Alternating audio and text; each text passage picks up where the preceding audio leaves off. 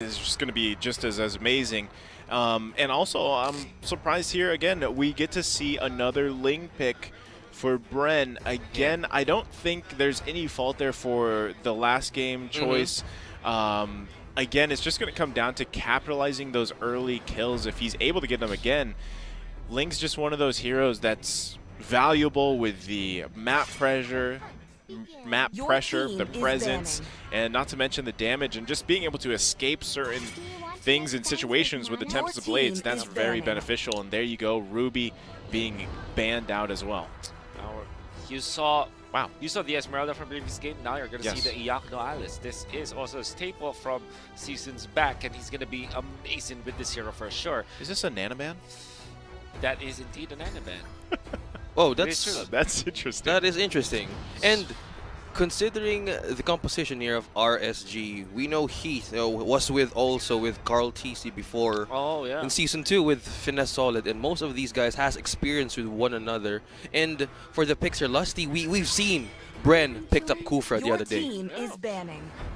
Good catch there. It's probably why Heath knows how Carl TC operates. A bit of a a history between that, but yeah, Bren eSports now. They banned out the Nano. It is true. It's one of those heroes that many teams have been picking from Indonesia, from Malaysia as well. It's good against all of those assassins that will want to be surprised, go for setup for the ambush. Because what you can do is just to pop the Molina. What's it called, the Molina? Molina, yeah, Molina. Yeah, you just place it in positions where you kind of don't want the Ling to be there, so it's a valid choice for Bren eSports. I just had a little flashbacks there when you said the Molina. I don't know, man. Every time the thing that I said Molina is Alfred Molina. Oh yeah, we've seen him in appearance on the trailer. Yeah. And going back to our draft, this might be Nath's Aqua. We have hearing noises here, and he was also using it. Oh yeah, it's a Grok for RSG, probably to block off Lusty. Yeah.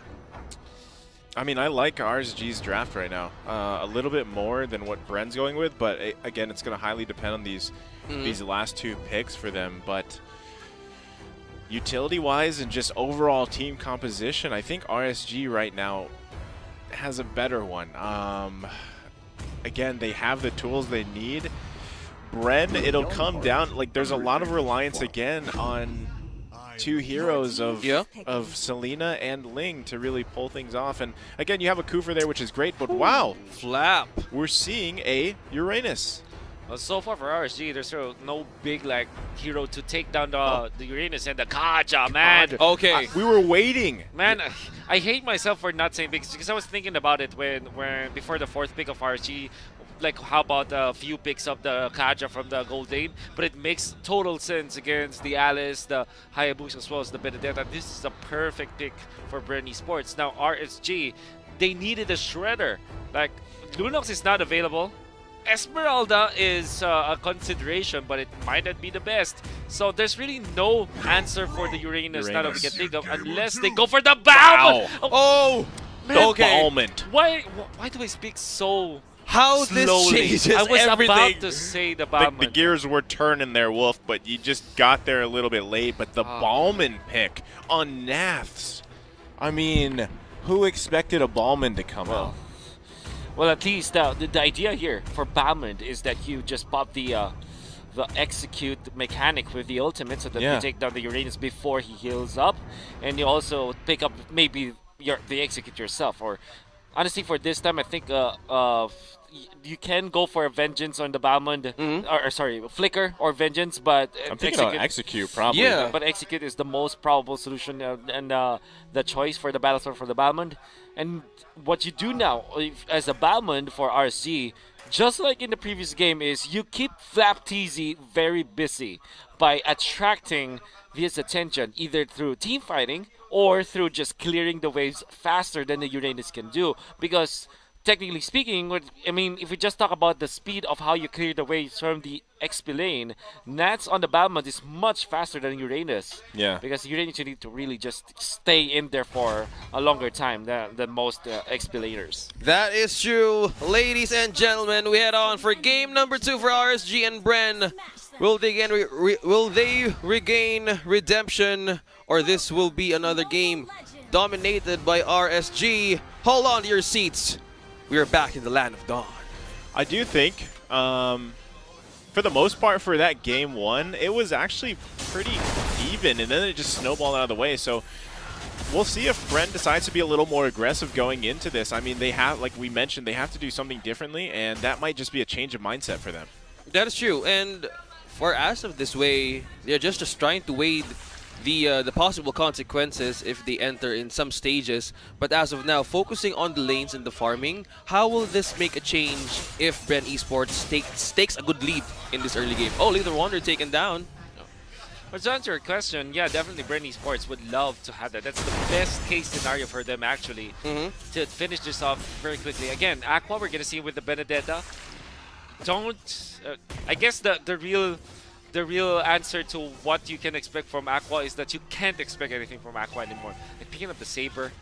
Yeah. Now picking up the Benedetta on the mid lane role. Man, this guy might be, you know, playing different heroes for different games. He might be in a totally different mindset than we are as casters, and you know, we don't know, but so far from game 1, he played it great, what he picked, and noticed that Naz just took the flicker there as well, and that might be to more kind of a defensive thing or to initiate things. I'm not really sure if you can do much initiation on a Ballman there, but again, Nath did his own thing last game, so I'm sure he's just going to continue to do that here versus Flabteezy in that lane. Yeah. Balmond is such a weird hero because one of the easiest ones. Yeah, he's such a basic hero, but at the same time, he's such a hero that surprises people up to now. Yeah. And normally those free heroes you don't want to, or those beginner heroes you don't want to bring it to the professional play. Yeah. Oh, Nath's taking a hit here, just trying to release that. Oh, miss! Wow. Oh! He knew that. He knew it was coming from Bren. He was ready just to annoy them at that lane. He survived that one just barely by the little hairs of his chin. I don't even know what I was going there, but he flickers out here. Yeah. Bren trying to proc those spells in as they are closer to taking this turn. Wow. Making a difference. He's stunned. Heath going back in. There's no follow-up. Like, I'm surprised, again, that there's no follow-up, and Heath is able to get out of there, just like Nath did earlier. I mean, was that a mistake without the auto attack or the follow-up? Yeah, I'm surprised, perhaps? Yeah. Look at this. Okay, so Few is back on the Selena, by the way. Was playing as the gold laner earlier on, and Bren eSports are saying, okay, fine, Rebo, you get back to the gold lane. Let's now play this Kaja again with Impure Rage.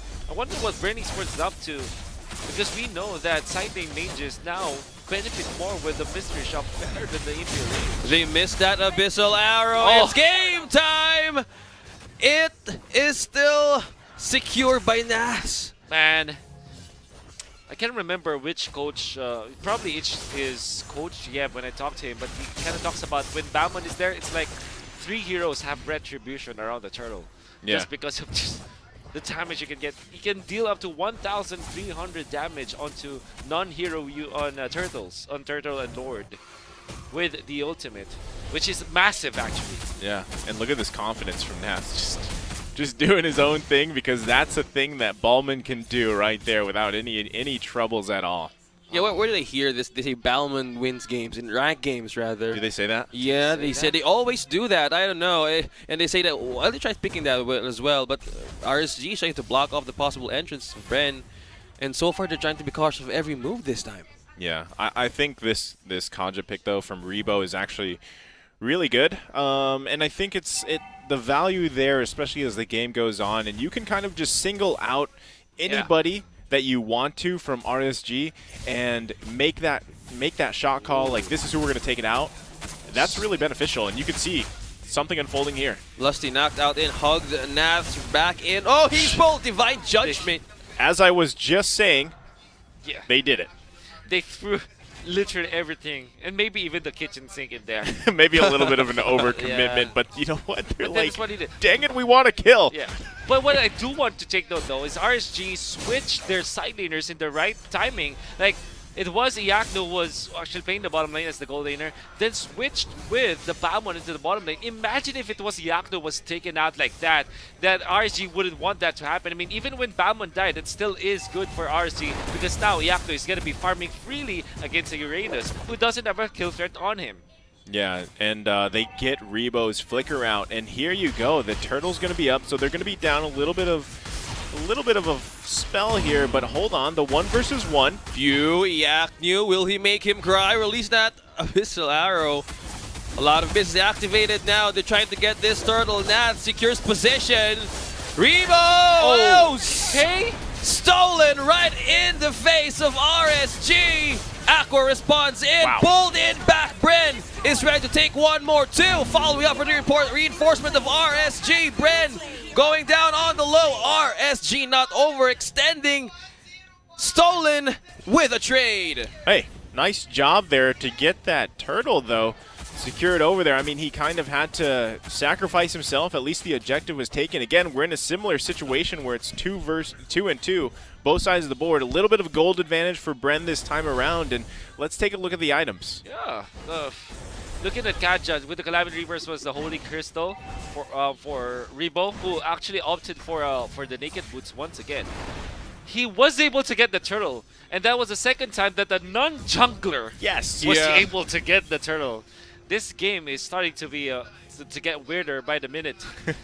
But Okay. yeah, Iaknu, Kingslayer, as he is now up with a Calamity Reaper for himself. That means that he'll get 2 items too, which means that they will be waiting for perhaps the 10-minute timer or at least the first Lord timer to get into the fight now. View picks up his own Clock of Destiny. And this means that RSG, they need to be wary of the pickups that Bren eSports can have. Like Rebo, he packs up a punch already with Holy Crystal as well as the Calamity Reaper. And Few as well is going to be starting to ramp up that damage as well as the participation in team fights with the Selina's Clock of Destiny. So RSG have to be careful now on how they position themselves in the map. I feel like one thing Rebo's doing with the way he's building that Kaja, the emblem that he chose too, when he makes that decision like, hey guys, this is who we're going to target, and he uses Divine Judgment to pull it, he already provides so much damage. This time around, Carl Teasy can come in with the Ling and actually get some kills and finish some things off to give him that team fight advantage. Yeah. Probably Bren set this Kaja up maybe just to have them. They might need just to neutralize one member from RS just to get into the vibe. Just to steal this. Flab, Carl Teaser gonna get ready. Trying to release an Abyssal out. Didn't land anything, but that's Carl Teasy. Supporting it again, that is gonna go out. And one more follow-up from Bren. Aqua trapped in 3. Receives the Ring of Order. Heath and RC can't do it about it. Knock up there. Demon Kite follows through. They are overextended. Carl Teasy taking down Heath. Oh! Released! Nice That moment, they are separated. Oh. Receives one more down. Bren is trying to separate RSG from their strategy. Okay, that was 4 members down of RSG, correct? I mean, throughout that whole past 45 seconds or 1 minute, whichever it was, they got 4 members of RSG down. I believe none of Bren went down. Yeah. And this is exactly what Bren needs because they need to get that momentum into their favor. I mean, they had a shaky game 1. And with this type of situation right now, this has to give them the confidence that they need to really get into the mid-game and start to make plays. Oh, they trapped down Heat. Received. Wow. Oh, back in the wall. They're trying to take them off one by one. How is this a difference now? Really? Oh! Okay. Receives that. No follow-up there from Bren. Perfect release there. Wolf, how is this different now from Bren in the first game? Well, for one, Bren eSports are taking advantage of the early game lead that they have over RSG. As RSG's lineup, it's very, how do I say this, very greedy in a way, very farm dependent. But for Bren eSports, they have the Kaja, they have the Selena. We're talking about how important the the positioning is for RSG. And Lusty was also on point with that ultimate when they started the turtle. Missed that abyssal arrow. Heath, Nas defending points. Entry blocked down. Flaptease tries to retreat. He engages. Nas on low. Heath as well. Releasing those ultimates received by Karltzy right in the executed point there. Bren is trying to open the windows of arrows of RSG this time. This is what I was saying, man. If Karltzy gets that opportunity to do what he's good at doing, he will set up everybody else. And actually, I take that back. Everybody sets Karltzy up to make these plays. I agree. I mean, Rebo, Lusty, Few, they're doing an amazing job. Whether that's an Abyssal Arrow, a Divine Judgment, or some other type of supporting action from the side of Bren, Karltzy's there to finish it up. Zoning them out. Heath will be going on low. Oh, secured by Aqua.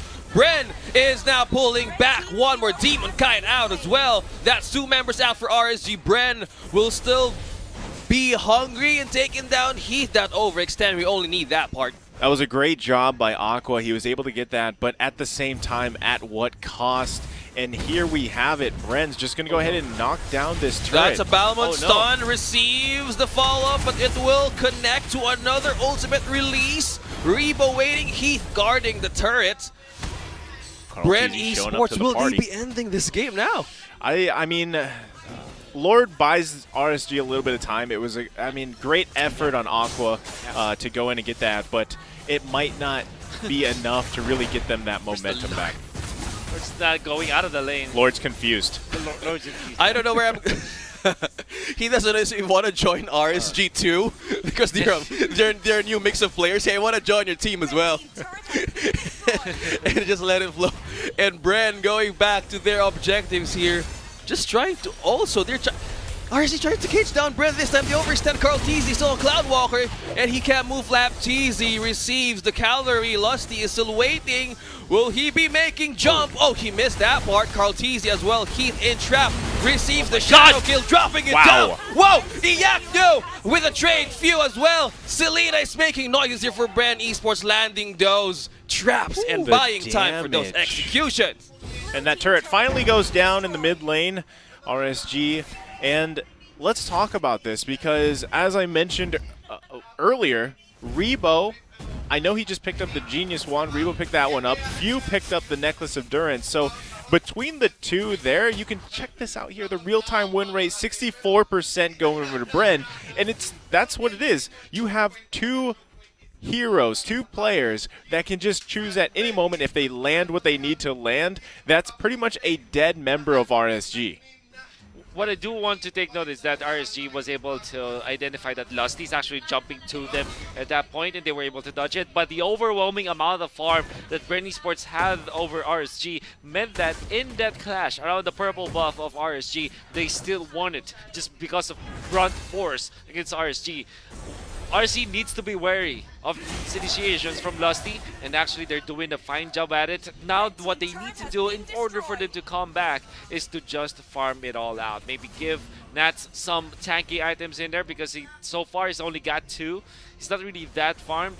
Alice is getting all the farm that he needs. I think Iyakno just needed the Winter Truncheon in that previous fight. Wasn't able to have it, but now it is available for this Alice. They're fight ready, but they still need one more item for Nats, and that will be Immortality indeed.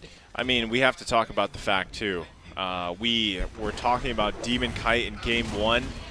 Played it very, very well, but here you go in Game 2. He's struggling, and he's having a hard time to really come online with that Hayabusa pick.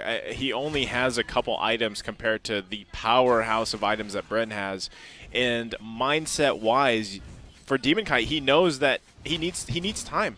He needs time to be able to buy items. He just picked up the Malefic Roar. That'll help a little bit, but still, it might be too late for him, and he's got to do something. And right now, all they can do is just wait for time. That is true. That will be the edge here of RSG if they keep continuing this path. Yes, they might be late game ready as well, but changes also will turn down if they don't have the calculation if Bren eSports decides to initiate.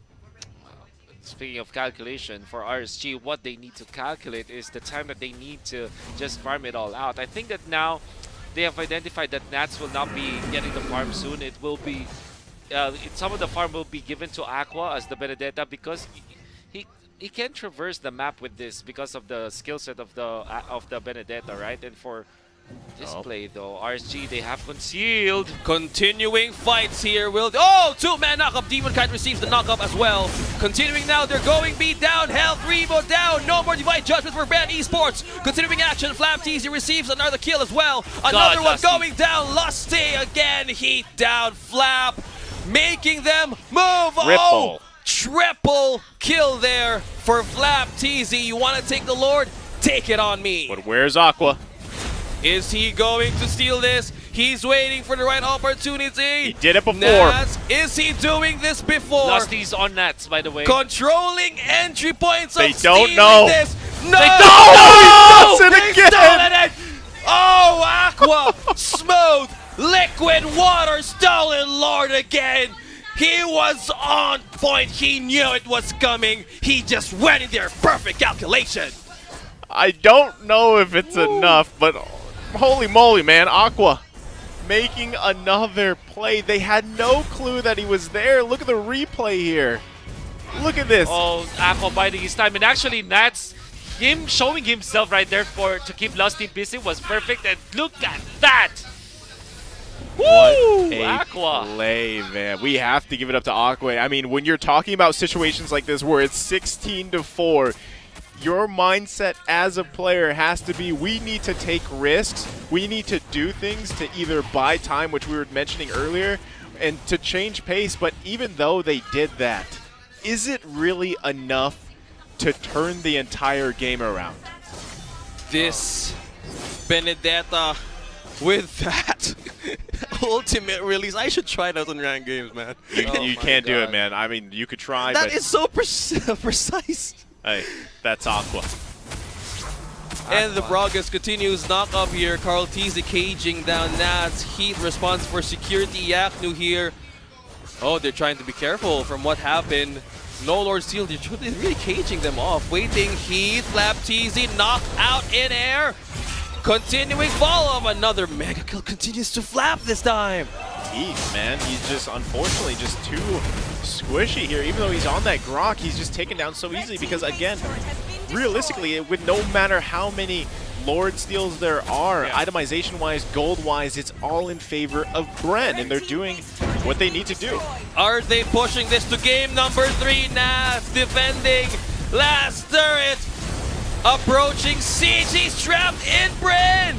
He went back, no! Heat is down Nats as well. Continues the action, RSG defending the last turret. Will they still be able to hold this? Bren is really hungry to take this level next. Is this their point? Hesitations are still coming in. They gotta wait for the minions. You gotta wait for the minions. Aqua is still alive, so Yeah, he can clear those. he can clear the lane. And does have. We don't know if he does have the ultimate because I can't see right now, but he does have it. Grok with the wall release, that elective vital blow there. Oh, out of the shadow kill, target down, Demonkite is out, Carl Teasy with the release of the there's Tempest no Blade minions. as well. Literally one Opening the chances, Bren eSports is now activated for game number 2. They're activated, and they're going into game number 3. We're going the distance.